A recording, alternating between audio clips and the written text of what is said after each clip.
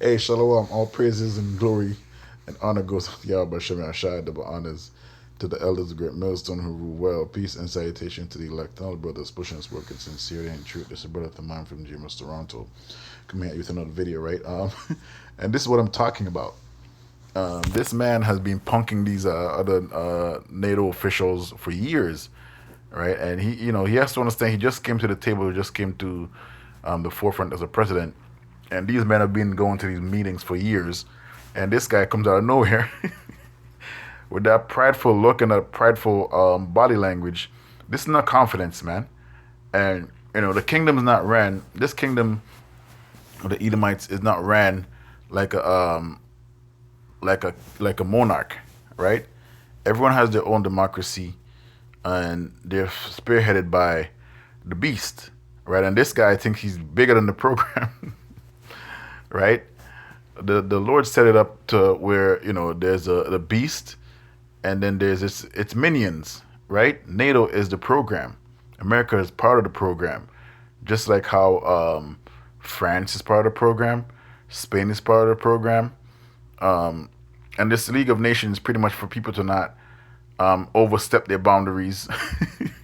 But America is pretty much doing the opposite of what this whole NATO represents, right?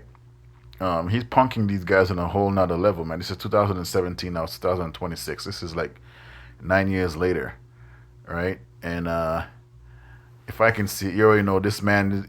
They're just waiting for that moment so that they can put him in his place, really. And this is one of those moments right here when these nations are not calling. When you watch Game of Thrones, they're not. When let's say a certain house is going to war, they send for their banners. Those people that pretty much those other little houses that that's under the big house, right? The ones that are supposed to be loyalists to that certain house, and war starts, and then you're not. You send for your banners, and they refuse to call, right? To answer the call. This is what this whole situation is all about, right? This is let me give an example. Lyanna Stark. I can't take it from there. Let me get Lyanna Stark. No, Lyanna. Salakia. Lyanna. Too excited. Let me calm down. Mormont.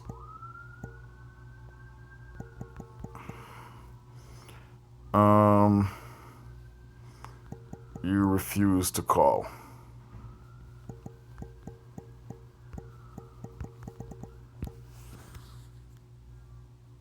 Right. Your son was butchered at the Red Wedding, Lord Manderley, but you refused the call.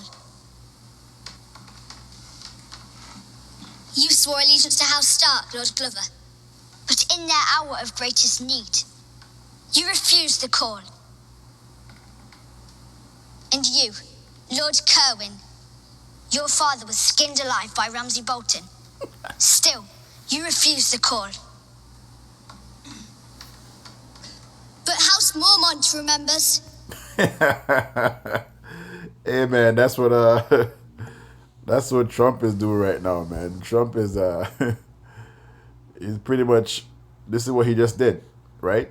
And at the end of this speech right here, NATO executed, as far as I'm concerned, almost from day one. While they agreed that it was a very important thing to do, they agree fully. Nobody said, "Oh, you shouldn't do it." They would have had a nuclear weapon within 1 month of when we had the B-2 bombers bomb the nuclear potential. I call it the nuclear dust.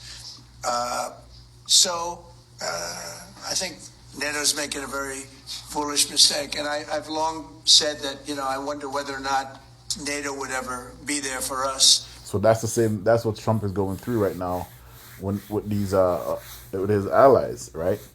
They're pretty much pledged to NATO, and pretty much anytime America needs them, they will have to, doesn't matter what the situation is, they would have to answer to that call and go to war. But these other nations are refusing to call, man.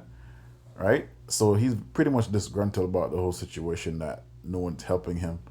And in his heart, he believed that he doesn't need their help. But the fact that the matter is, he pretty much sent for his banners, man, right? To make it an easier fight.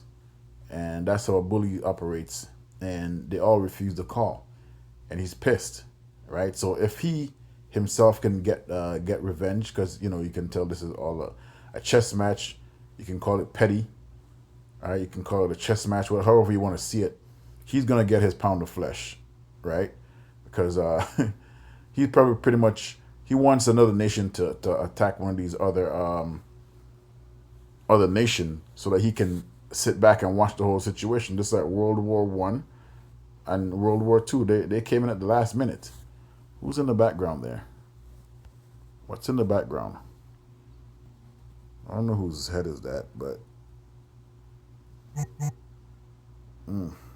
oh, also at the bottom is an eagle, right? So the prophecy is on point. I just wanted to bring that out to show you what a bannerman is supposed to do, and these other nations, which are the bannerman of America, are refusing the call. Shalom.